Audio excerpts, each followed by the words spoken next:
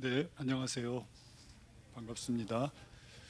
오늘 제가 여러분과 나눌 말씀은 마태복음 7장 24절부터 27절.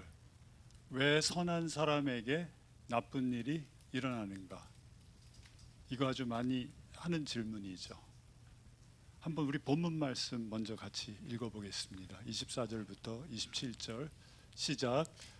그러므로 내 말을 듣고 그대로 행하는 사람은 반석 위에다 자기 집을 지은 슬기로운 사람과 같다고 할 것이다.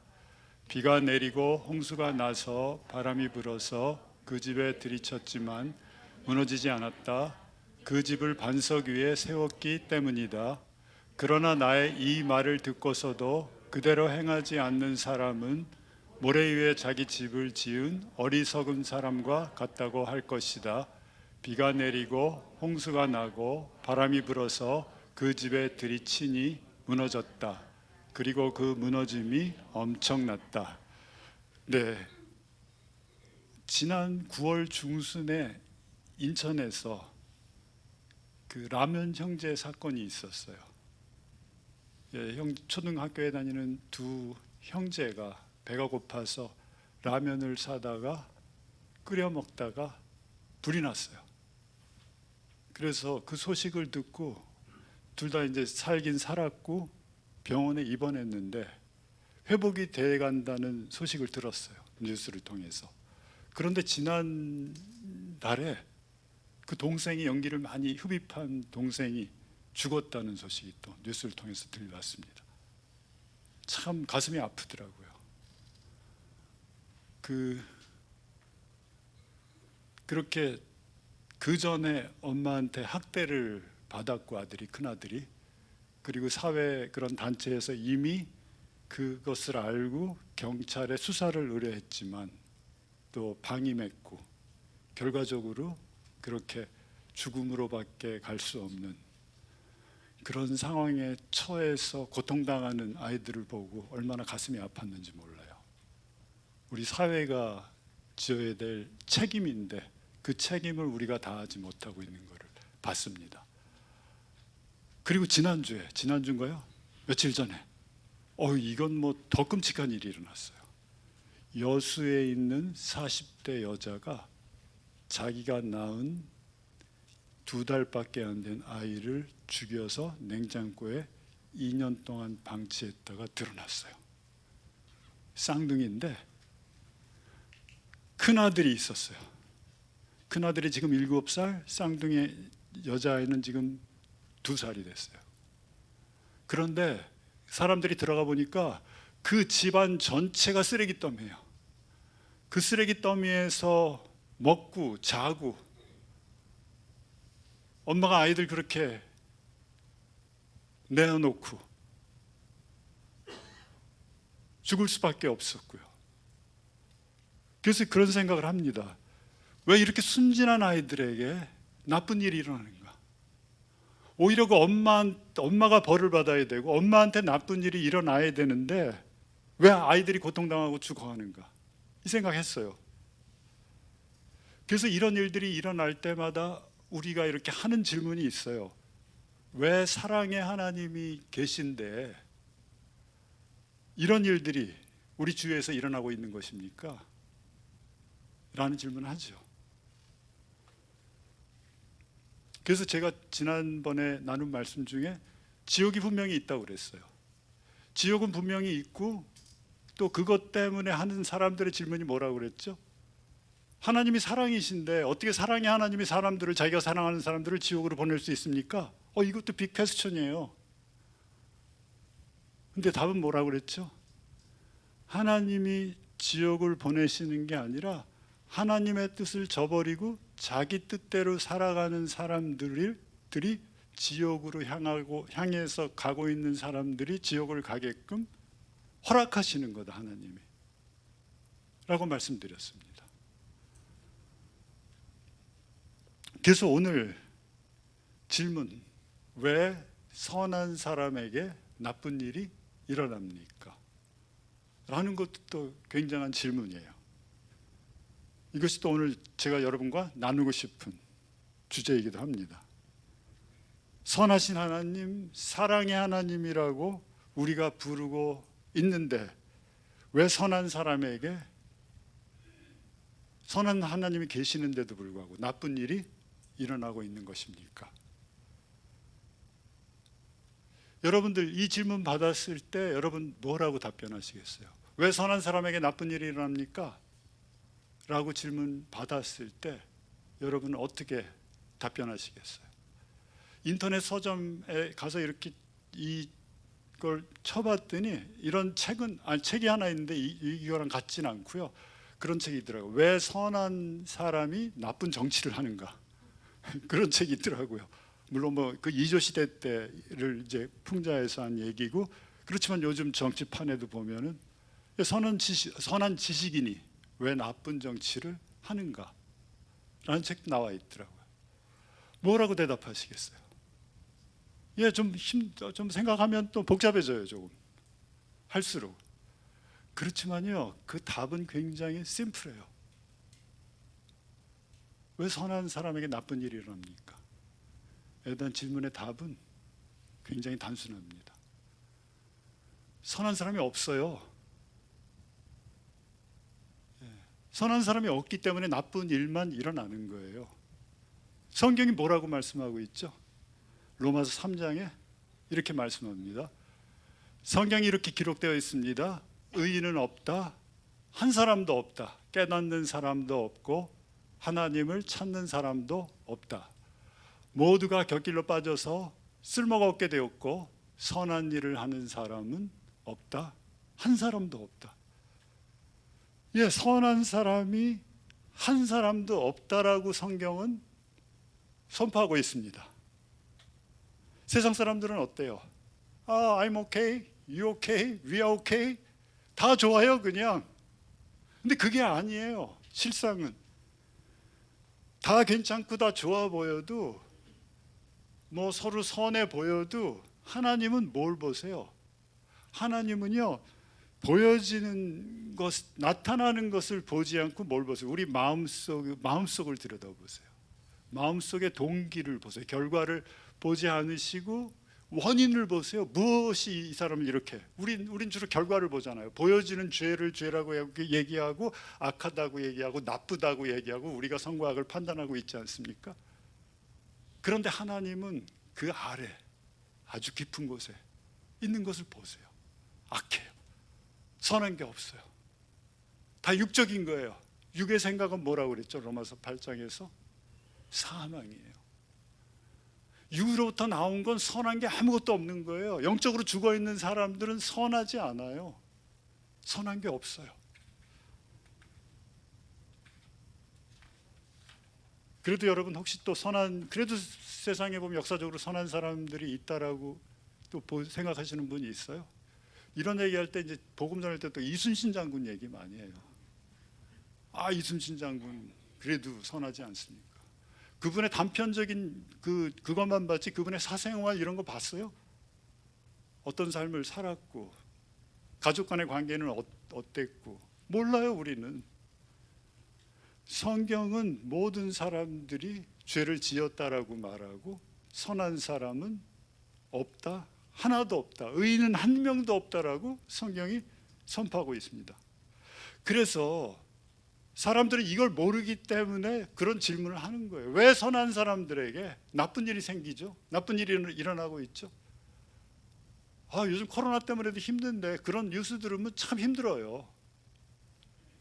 지금 막 이렇게 내가 내 삶을 이렇게 유지해 나가고 막 버티고 이러는 것도 쉽지 않잖아요. 우리가 하루하루 삶 살아나가는 게. 근데 이렇게 나쁜 소식 들어올 때마다 참 힘들어요. 그래서 우리가 한번 왜 선한 사람들에게 나쁜 일이 일어나는가 라는 질문보다는 한번 질문을 바꿔봐요. 여기서. 왜냐하면 이 세상에 선한 사람이 없으니까. 이렇게 질문 바꾸면 어때요? 왜 악한 사람들에게 좋은 일이 일어나는 겁니까? 왜 나쁜 사람들이 잘 되고 축복받는 겁니까? 라고 질문할 수가 있어요. 에레미야서 에레미야 애가 3장 22절에 이렇게 말씀하고 있습니다. 한번 읽어보겠습니다. 제가 읽을게요. 주님의 한결같은 사랑은 다함이 없고 그 긍휼은 끝이 없기 때문이다. 이걸 개역개정에는 이렇게 표현하고 있습니다. 쓰고 있습니다.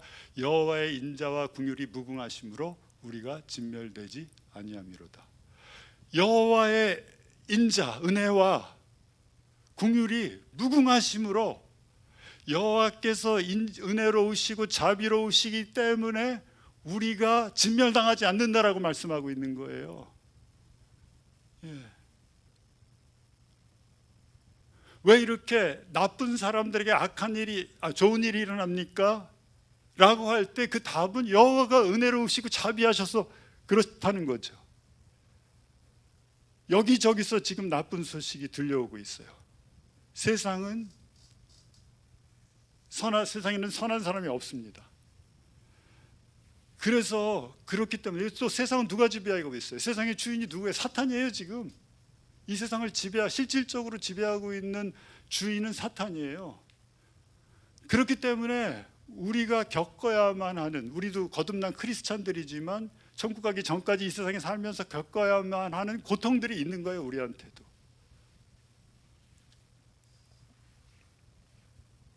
그래서 오늘 본문 말씀 아시죠? 다 산상수훈의 5장부터 7장까지 예수님께서 말씀하시는 거예요. 가장 멋진 설교죠. 설교의 큰 아주 완전한 설교 한 편이에요.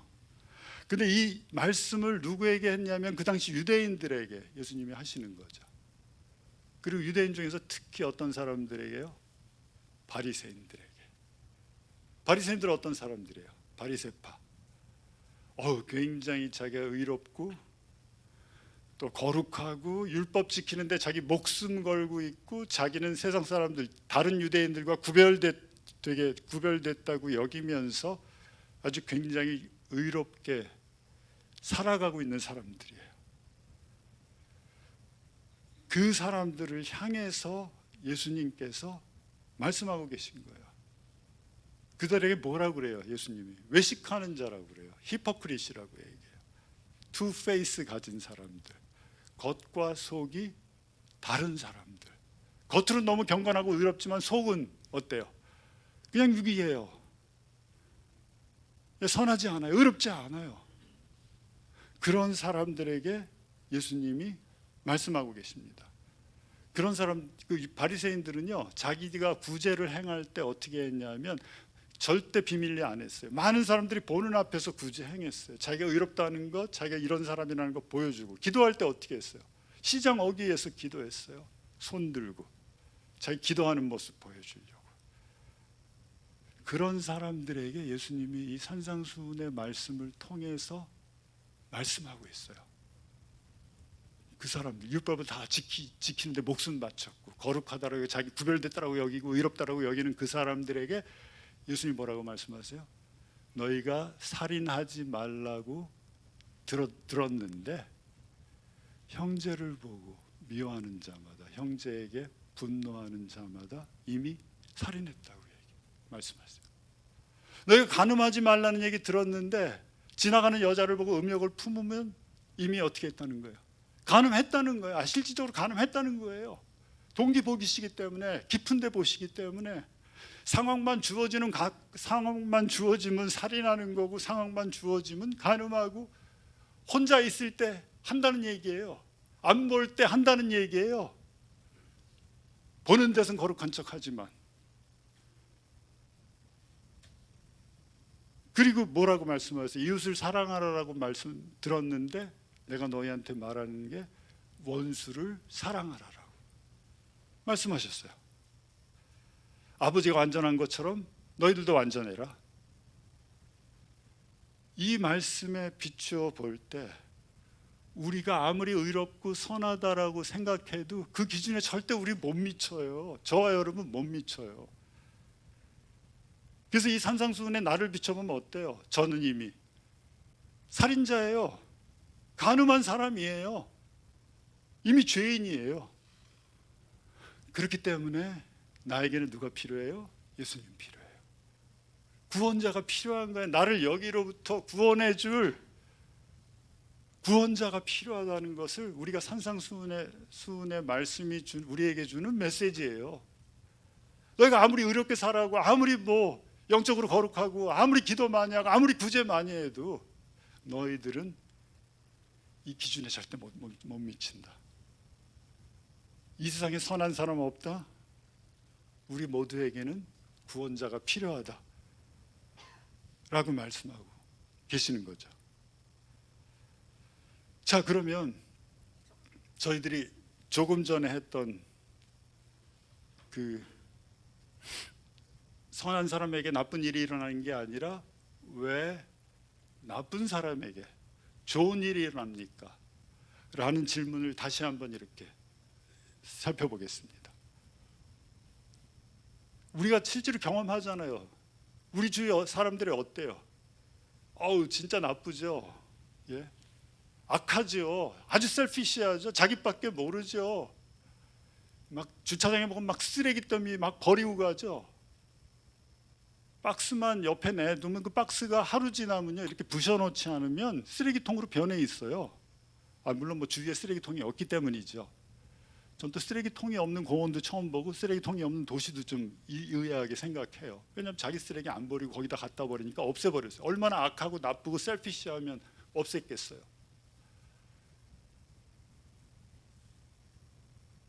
정말로 하나님 경외하지도 않고 자기 중심적으로 살고 교회에도 나오지 않고 자기 원하는 것 마음대로 행하고 먹고 마시고 하는 사람들이 더 잘 되고 더 승진하고 더 돈도 많이 벌고 더 잘 살고 이러는 걸 우리가 볼 수 있어요. 나쁜 사람들에게 좋은 일이 일어나고 있어요.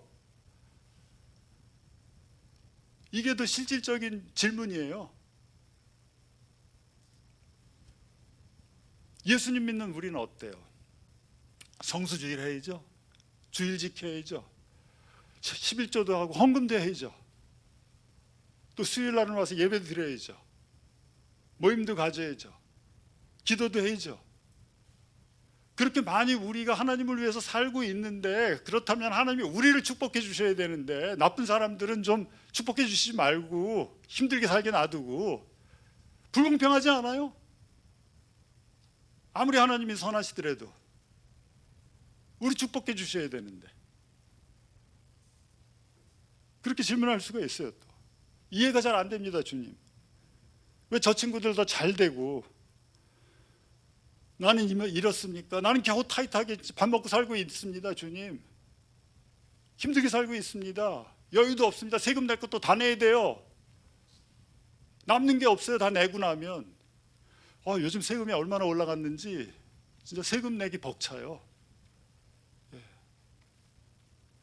참 힘들어요. 사는 게. 물론 뭐 코로나 때문에 여러 가지 여파도 있고 그 여파로 인해서 뭐 영향을 받고 있으니까 힘든 것도 있는데 굉장히 어렵고 타이트해요. 정말 그렇게 하나님한테 묻고 싶어요. 왜 그렇습니까 대체? 그래서 거기에 대한 답도 예수님께서 산상수훈에서 말씀하세요. 마태복음 5장 44절 45절에서 이렇게 말씀합니다. 한번 같이 읽을게요. 시작. 그러나 나는 너희에게 말한다. 너희 원수를 사랑하고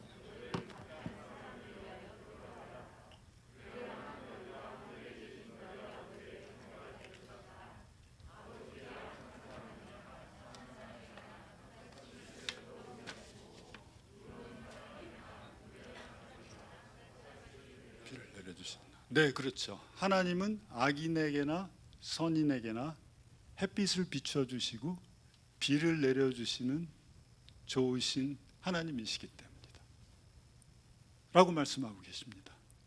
하나님은 우리하고 달라요. 우리 같으면 그냥 절대 축복 안 해줄 텐데 예? 축복해 주겠어요? 저도 절대 축복 안 해줘요. 망하길 바라죠. 잘 되길 바라겠어요. 근데 하나님은 다르세요. 우리랑. 하나님은 선하신 분이에요. 하나님은 좋으신 분이에요. 그리고 하나님은 사랑이세요. 시편 34편 8절에 이렇게 말씀하죠. 너희는 하나님의 선하심을 맛보아 알지어다. 하나님이 얼마나 선한지 너희들이 와서 맛을 보고 알아라, 경험해라, 이렇게 말씀하고 있어요. 요한일서 4장 8절에 뭐래? 하나님은 뭐라고 말씀하세요? 사랑이시다라고 말씀하세요. 하나님 사랑이세요. 사랑 그 자체세요. 뭐 사랑하시는 분이 아니에요. 하나님은 사랑이세요. 그냥 그것도 아가페예요. unconditional love예요. 조건 없이 무조건적으로 사랑하는 거예요. 돌아오는 것은 하나도 바라지 않고 오직 주는 것이 목적인 주는 사랑만 하시는 분이에요. 조건에 상관없이. 그런 하나님이시라는 것을 우리가 알고 성경도 공부해야 되고 기도도 해야 되고요. 그게 전제로 들어가야 돼요. 그게 없으면 하나님은 어떤 상황이든지 나한테 무슨 상황이 일어나고 내가 얼마나 힘들든지 좋든지 하나님은 선하신 분이고 하나님은 사랑이시다라는 것을 내가 알고 있을 때, 그것과 내가 함께하고 있을 때, 그때 올바로 하나님을 이해할 수가 있어요. 그러니까 아무리 뭐 험악한 얘기가 성경에 나와도 하나님은 선하신 분이고 하나님은 사랑이시다라는 것을 전제로 그 말씀을 해석할 때 그 말씀이 가져다주는 올바른 의미를 우리가 깨달을 수 있는 거예요. 알 수가 있는 거예요. 그래서 이것을 분명히 알지 못하면, 하나님은 선하시고 좋으신 사랑이시라는 분이라는 걸 알지 못하면 자꾸 하나님이 잘못됐고, 어떤 경우에 하나님이 너무 잔인하시고 또 하나님이 책임지셔야 한다라고 생각해요. 하나님을 자꾸요 피고속에 앉혀요. 하나님 당신 책임입니다.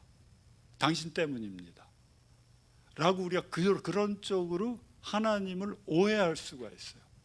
그래서 절대로 놓치지 말아야 할 두 가지가 뭐냐면, 하나님은 좋으신 분이고 하나님은 사랑의 하나님이시다라는 것을 놓치지 마셔야 돼요. 하나님은 좋으세요.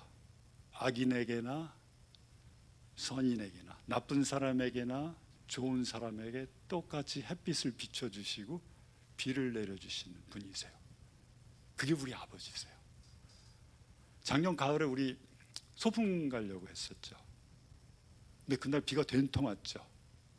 저는 와도 가을비 그렇게 많이 오는 건 처음 봤어요. 다 준비했는데 막 비가 막 억수로 오고 못 가게 됐잖아요.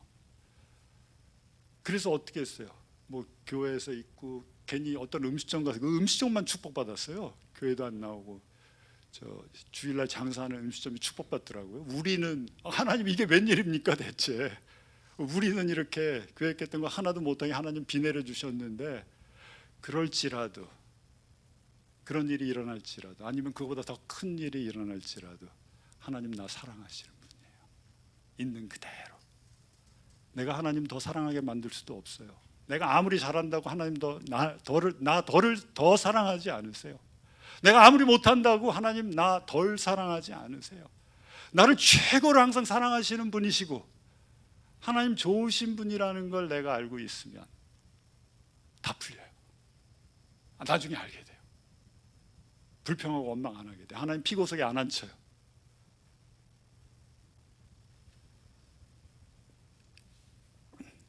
그래서 그런 하나님을 모르고 사는 사람들,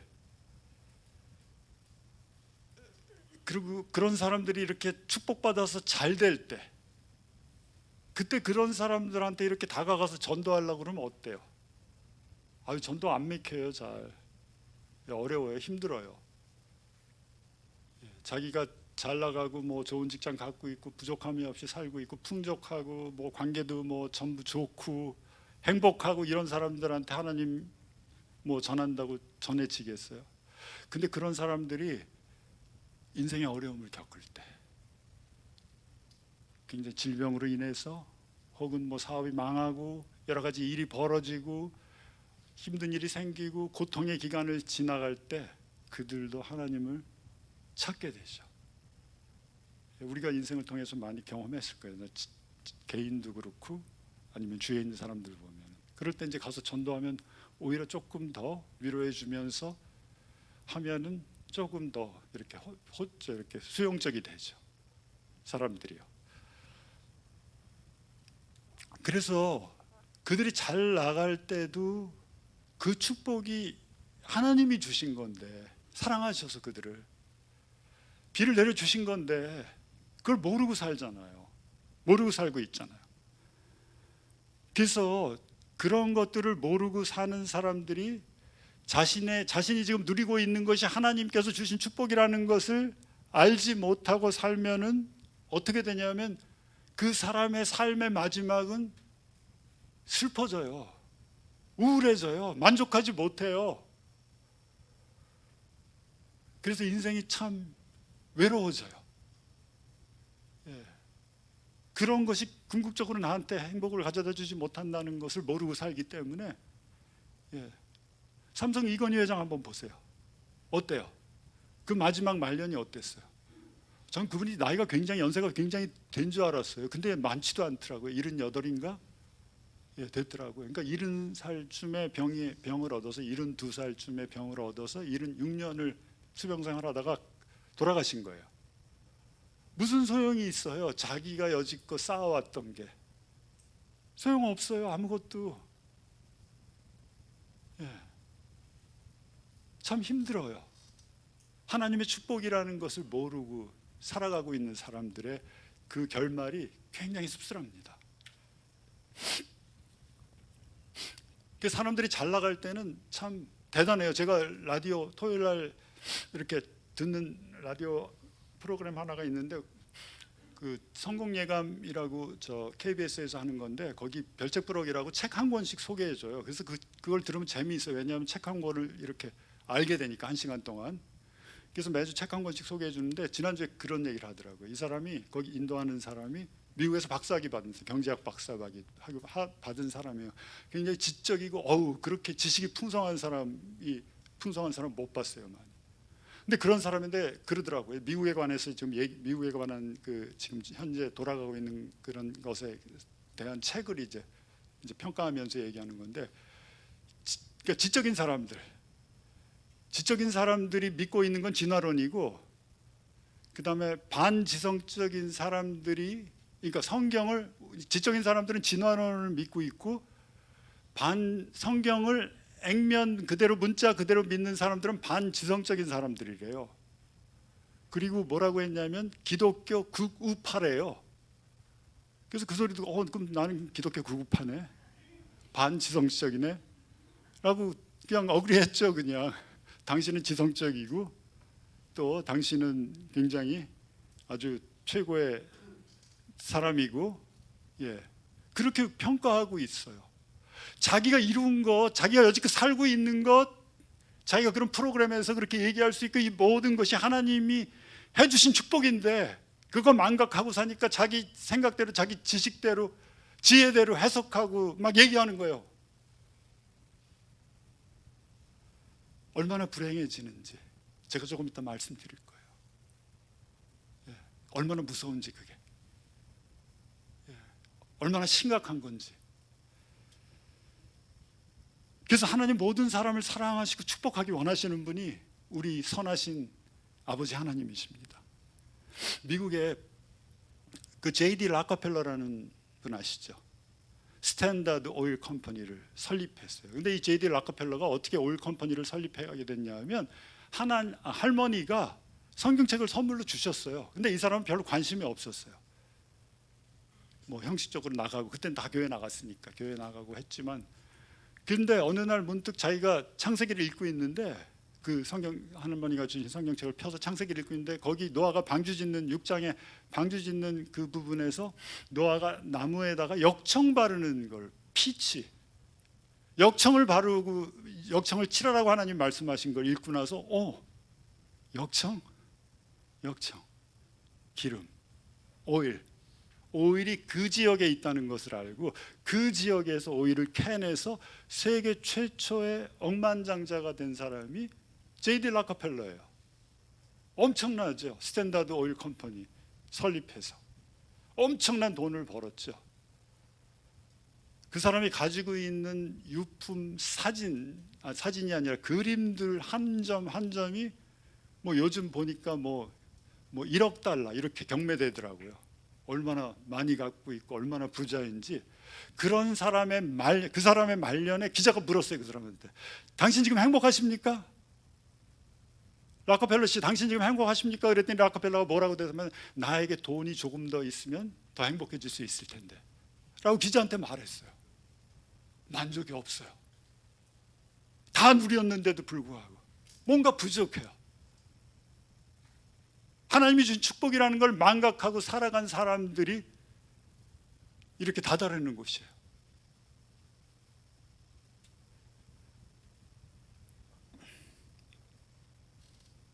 하나님 은혜로우신 분이에요. 하나님의 인자와 긍휼이 무궁하시기 때문에 우리가 진멸당하지 않고 있는 거예요. 우리가 지금 이렇게 살고 있는 게 하나님의 인자와 긍휼이 무궁하시기, 인자 헤세드죠. 헤세드. 은혜로우신 거예요. 자비로우신 거예요. 긍휼, 자비시죠. 자비는 그 뜻이 있어요. 라훔인데, 히브리 말로 라훔인데 이게 무슨 뜻이냐면 여자의 자궁이에요. 하나님이 우리를 자궁 안에 이렇게 안고 계시는 거예요. 그 정도로 우리를 위하시는 거예요. 소중히 여기시는 거예요. 그 하나님의 은혜와 긍휼이 있기 때문에, 인자와 긍휼이 있기 때문에 우리가 진멸당하지 않는 거예요. 지켜주시고 보호해 주시고 지금 이 순간도 우리와 함께하고 계시는 분이 하나님이세요. 선하신 하나님이세요. 나를 있는 그대로 사랑하시는 분이에요.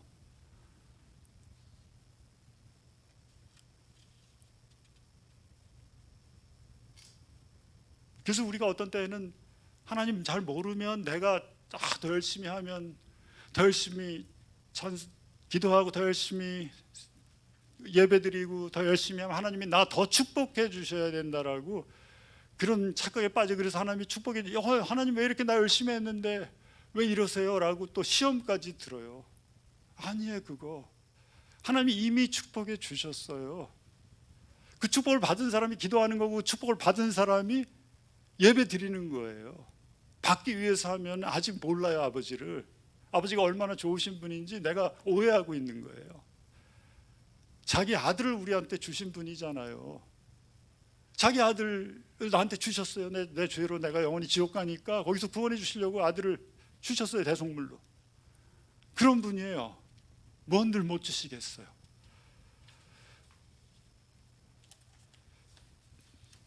그런 분이 육신을 입고 이 세상에 오신 분이 예수님이세요. 예수님 보면 하나님이 누구인지를 더 잘 알 수가 있습니다. 그래서 예수님 오늘 본문에서 이제 다시 마태복음 7장으로 돌아가면 이렇게 말씀합니다. 그날이 오면 폭풍우가 밀려오는데, 그 폭풍우가 뭐예요? 바람, 거센 바람, 비. 다른 성경에서는 개역개정은 창수라고 그래요. 창수. 창수가 뭐예요? 이 감당할 수 없는 물이에요. 우리 홍수 났을 때 산에서 산더미처럼 내려오는, 감당할 수 없는 그 창수. 제가 아는 저 외과에서 미국에서 같이 우리 집사람 주치의였는데 이름이 최창수예요. 자기 이름 성경에 있대. 그래서 어디 있냐고 했더니 여기 있대. 자기 이름. 창수가 터질 때. 근데 하나님 잘 믿어요. 안 그럼 창수 터질 텐데. 그래서 그 날이 와요. 그 날이. 그러면 모든 사람들이 여지껏 이루었고, 여지껏 인생을 통해서 이루었고 지어놓은 것들이 어떻게 되는지를 이 구절에서 예수님이 분명하게 말씀하고 있는 거예요. 다른 말로 얘기하면 경고하고 있는 거예요. 경고. 뭔지 아시죠? 미리 경고해 주시는 거 얼마나 감사한지 모르겠어요. 7장을 보면요, 비유가 아니라 세 가지의 비교로서 경고하고 계세요. 첫 번째, 우리가 잘 알아요. 첫 번째 뭐죠? 좁은 길. 생명으로 인도하는 길은 좁고 멸망으로 인도하는 길은 넓어요. 그리고 열매 맺는 나무, 좋은 열매 맺는 나무, 좋지 못한 나쁜 열매 맺는 나무. 그 나쁜 열매 맺는 나무는 불에 던지운다고 그랬어요. 잘라서. 그리고 우리가 오늘 본문 말씀에 있는 반석 위에 지은 집, 그리고 모래 위에 지은 집. 이 세 가지 비유를 통해서 예수님이 산상수훈의 결론으로 우리한테 말씀하고 계신 거예요.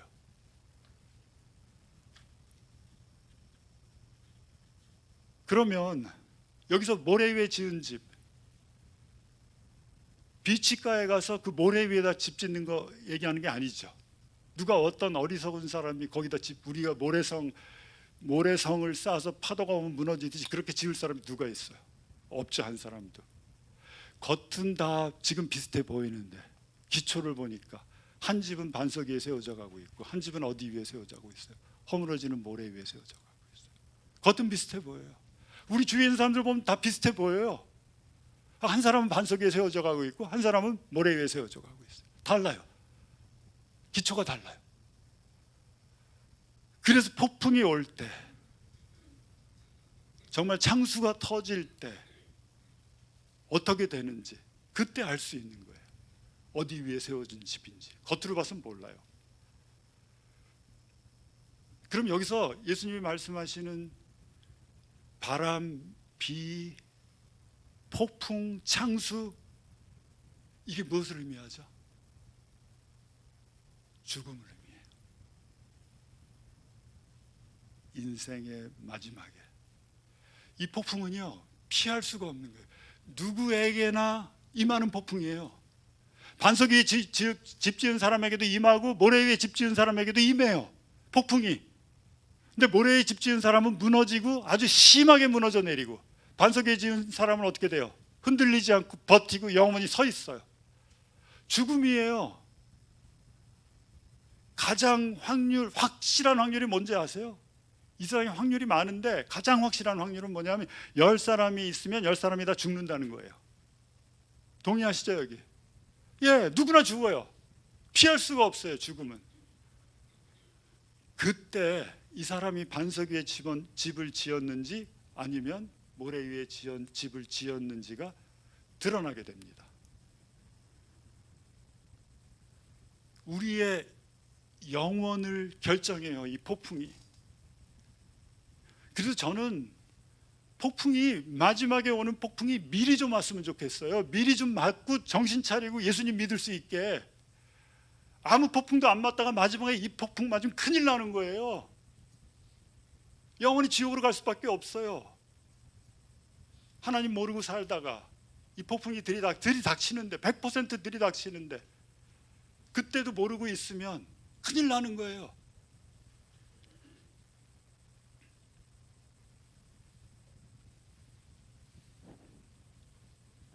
그래서 우리는 이 폭풍을, 언제 닥칠지 모르는 이 폭풍을 꼭 경험하게 됩니다. 그래서 우리가 한번 생각해 볼 수가 있어요. 나는 지금 어느 길로 가고 있나? 나는 지금 어떤 열매를 맺고 있나? 열매 꼭 좋은 열매, 아니, 나쁜 열매만 안 맺으시면 돼요. 좋은 열매 뭐 맺을 수도 있고 안 맺을 수도 있어요. 나는 지금 내 인생, 나라는 집은, 이게 만약에 하우스면, 이게 하우스면 내 하우스는 지금 어디 위에 세워지고 있나? 이걸 꼭 한번 생각해 보셔야 돼요.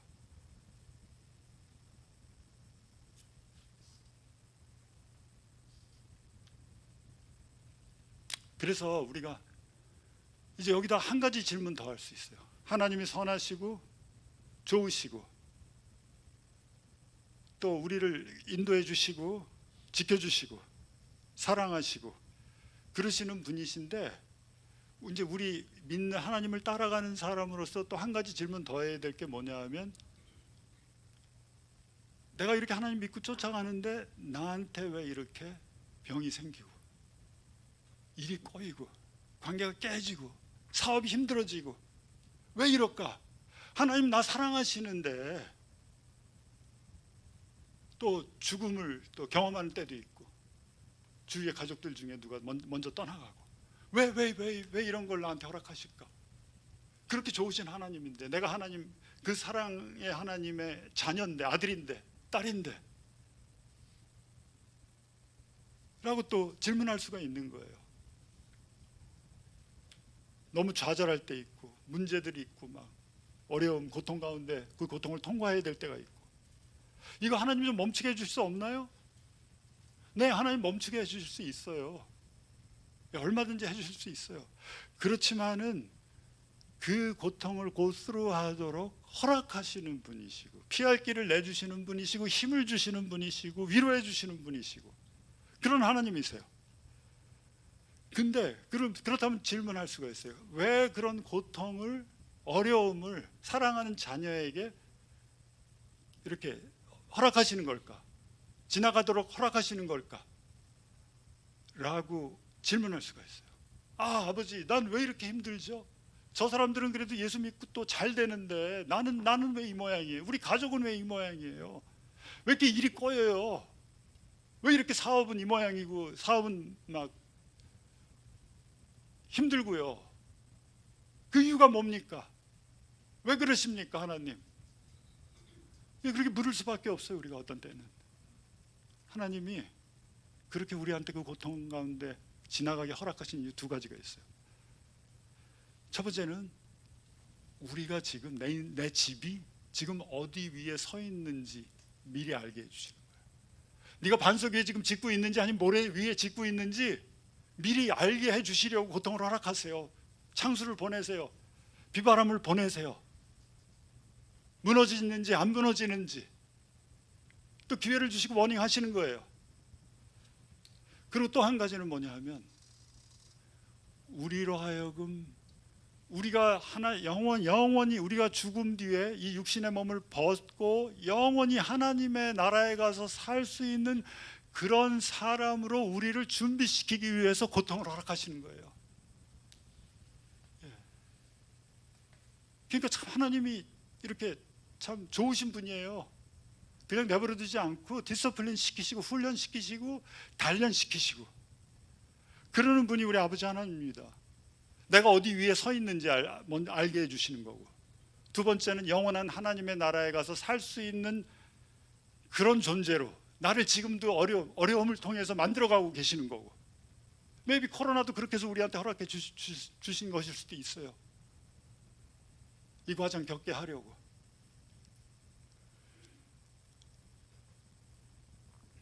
고등어, 저는 제주도 가서 제일 제가 이제 이렇게 먹는 거 좋아해서 제주도 가서 제일 기억에 남는 음식이 고등어회예요. 이런 육지에서는 고등어회 잘 못 먹죠. 살아있는 고등어를 이렇게 회치는 거예요. 일본, 제가 미국에 있을 때는 그 일본에 가면 사바라고 고등어 초절임이 있거든요. 그것도 맛있어요. 비린내 많이 나지만 그것도 좋아하는데 이 싱싱한 고등어 회를 먹으니까 물론 뭐 비린내도 나지만 너무너무 맛있는 거예요, 고등어 회가. 근데 이제 그 고등어 회, 우리 동네에 그 고등어 회 파는 집이 생겼어요. 그 제주 사랑인가 뭔가 하는 큰 레스토랑이 들어왔는데 그 고등어를 날라주는 사람이 하는 말이 고등어가 너무너무 싱싱한 거예요.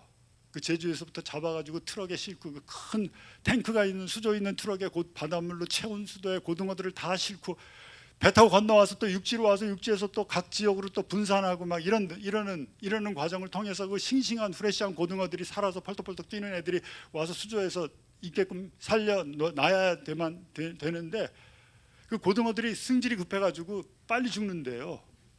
너무너무 급하고 얘네들이. 꼭 우리 피라미드처럼 고등어도. 그런데 그 고등어들을 오래 살 수 있고 또 그런데 오래 갇혀 있으면 또 육질이 또 헐렁해져서 맛도 없어지니까 그 육질도 아주 단단하게 할 수 있는 방법 중에 하나가 그 아주 그 못생긴 아구 있죠. 살아있는 큰 아구 한 마리를 그 수저통에다 넣는 거래요. 그런 그 아구가 수저통에 있으면 어떻게 돼요? 아구도 있고, 아구는 뭐예요? 잡아먹는 거거든요, 고등어.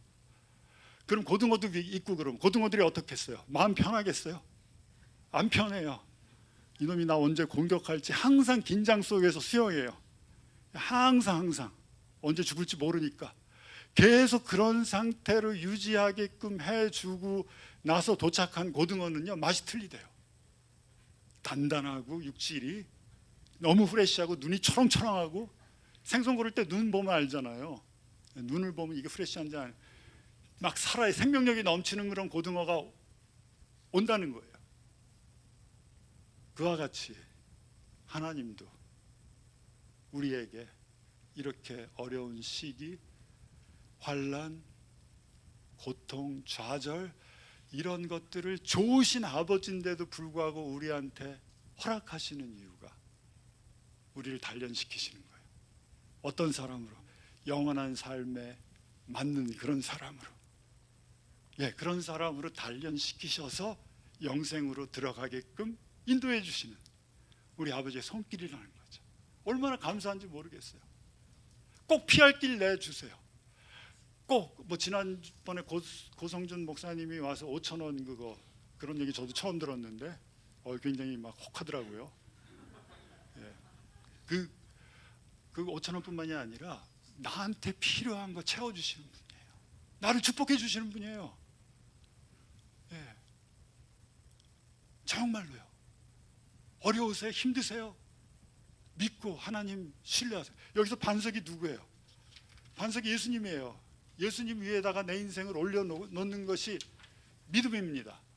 그 예수님 위에다 내 인생을 올려놓고 그분을 신뢰하고 그분을 믿고 그분이 날 인도해 주시고 나를 축복해 주실 거라는 것을 믿고 기도하며 나아갈 때, 그때 꼭 인생이 역전이 돼요. 여러분, 역전 경험하는 거 얼마나 이게 멋있는지 모르시죠? 전 코로나 이후 시대에 어떻게 하나님이 역전해 주실지 모르겠어요. 교회가 이렇게 지금 욕먹고 막 이러고 있는데 저도 인생을 통해서 몇 번 역전을 경험했어요. 정말 하나님이 해주셨다는 거 알게 해주시는 그런 역전. 그거 경험하면 너무너무 좋아요. 괜찮아요. 힘들어도 참아야 돼요. 버텨야 돼요. 자꾸 불평하면 안 돼요. 예, 용기를 가지고요, 버틸 때 하나님이 우리를 진멸하지 않게, 그 인자와 긍휼이 무궁하시기 때문에, 에레미야서가 3장 22절, 무궁하시기 때문에 우리가 이렇게 진멸당하지 않고 이렇게 버틸 수 있는 거예요. 은혜로우신 분이에요. 우리가 이렇게 예배 드리는 거, 이거 은혜예요. 예, 얼마나 은혜로우세요. 그리고 시편 91편 7절에 이렇게 말씀합니다. 1000명이 내 왼쪽에 10,000명이 내 오른쪽에 엎드려지나 이 재앙이 내게는 미치지 못하리라.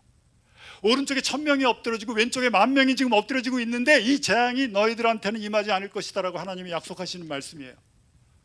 그렇게 좋으신 분이에요. 우리를 지켜주세요. 은혜를 베풀어 주세요. 그래서 반석,